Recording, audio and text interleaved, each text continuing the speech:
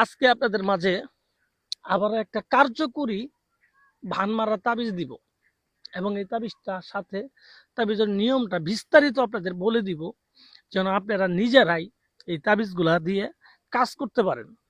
কোনো ভণ্ড কবিরাজ তান্ত্রিকের কাছে বা বাচ্চা মানুষ কবিরাজ সাজি বয়ে আছে তাদের কাছে গিয়ে কোনো টাকা পয়সা আপনাদের ক্ষয় করা না লাগে।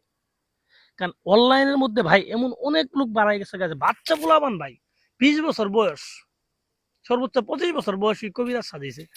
তুই কবিরাজি শিখলি কখন আর করলি কখন? একটা কবিরাজি শিখতেও তো 20 বছর বয়স লাগে, 20 বছর সময় লাগে একটা কবিরাজি শিখতে।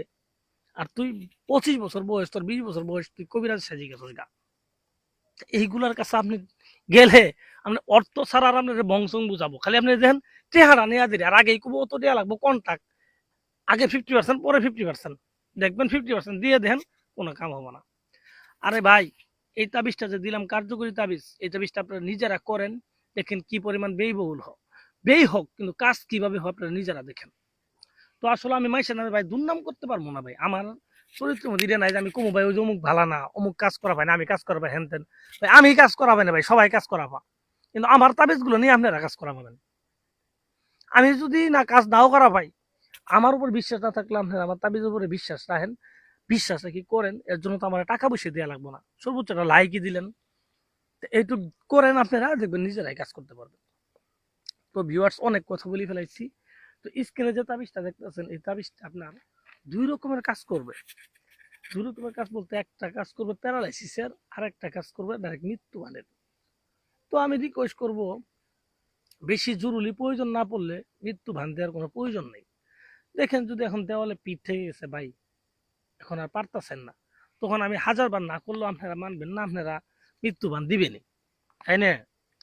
তো সেই ক্ষেত্রে যারা অ্যাকচুয়ালি মারতেই চান, দেওয়ালে পিঠ ঠিকই গেছে যে ভাই আর কোনোভাবে বাবু ভাই পারতাছি না, তাকে না মারলে আমার নিজের জীবন শেষ, তো তারা আমি আটকাবো না, আপনি সরাসরি এই ভানটা তার নামে প্রয়োগ করে দেন, দেখবেন 24 ঘন্টার ভিতরে সে মারা যাবে। সে দেশে থাক, বাইরে থাক, যেখানেই থাক, খালি যদি বেঁচে থাকে, সে যদি জীবন্ত অবস্থায় কবর কবরের মধ্যেও থাকে, কবরের মধ্যেও থাকে, যদি তার জীবন থাকে ওইখানেই মারা যাবে।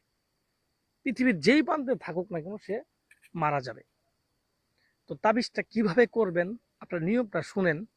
আর তাবিজটা কিন্তু অবশ্যই নিয়মের বাইরে করা যাবে না ভাই, নিয়মের বাইরে করলে কিন্তু হবে না। আমি আগেই বললাম, আমি যেইভাবে বলি ওইভাবে আপনারা করবেন। তো এই ক্ষেত্রে তাবিজটা ভালোভাবে দেখে নেন কোন জায়গায় কি লেখা আছে, এবং দেখার পরে এই তাবিজটা আপনি নিজে একটা সাদা পাতাতে বা ডায়েরিতে লিখে রাখেন। মোবাইল থেকে করলেও হবে না, সাদা পাতা বা ডায়েরিতে লিখে রাখেন। লিখে রাখার পরে সেইখানে আতর লাগাই দেন, একটু আতর লাগান আর আগরবাতির ধোঁয়া দেন। আপনারা যেখানে ডায়েরিতে লিখে রাখেন ওইটার মধ্যে দেওয়ার পরে আপনি এই কাজটা করবেন আরো 2 দিন পরে। আগে আপনার ডায়েরিতে লিখে রাখলেন, ওখানে আতর দিলেন, আগরবাতির ধোঁয়া দিলেন, দেওয়ার পরে এই কাজটা আপনারা 2 দিন পরে করবেন, এখন করবেন না। তো 2 দিন পরে বা সময় মতো শনি অথবা মঙ্গলবারের দিন এই কাজটা আপনি করার চেষ্টা করবেন। করার জন্য আপনি এই কাজটা, এই ডায়েরিটাকে নিয়ে চলে যাবেন সোজা একটা শ্মশান ঘাটে।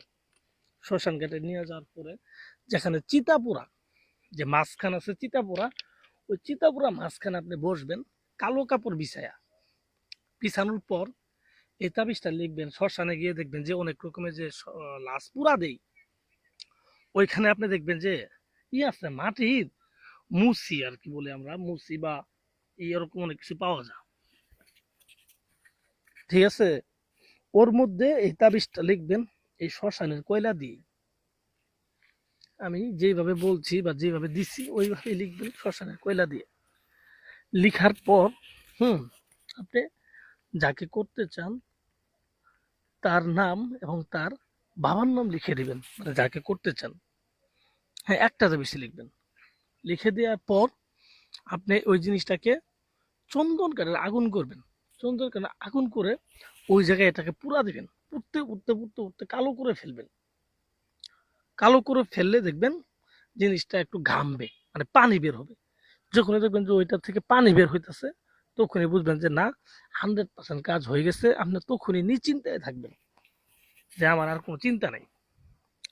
তো এইভাবে কাজটা করে যখন ঘামবে তখন এটাকে ওই পানিতে বা শ্মশানের কাটার সাথে দেখবেন সবসময় একটা নদী থাকবেই, ঠিক আছে? ওই নদীতে ফেলাই দিয়ে আসবেন, ঠিক আছে, দিয়ে আপনি পিছনের দিক তাকাবেন না, সোজা বাড়িতে চলে আসবেন। পিছন থেকে কেউ ডাক দিলে কারোর সাথে কথা বলা যাবে না, চুপচাপ বাড়িতে চলে আসবেন এবং 24 ঘন্টা পরে শুনবেন সে লোক মারা গেছে। একদম গ্যারান্টি ভাই, এটা গ্যারান্টি।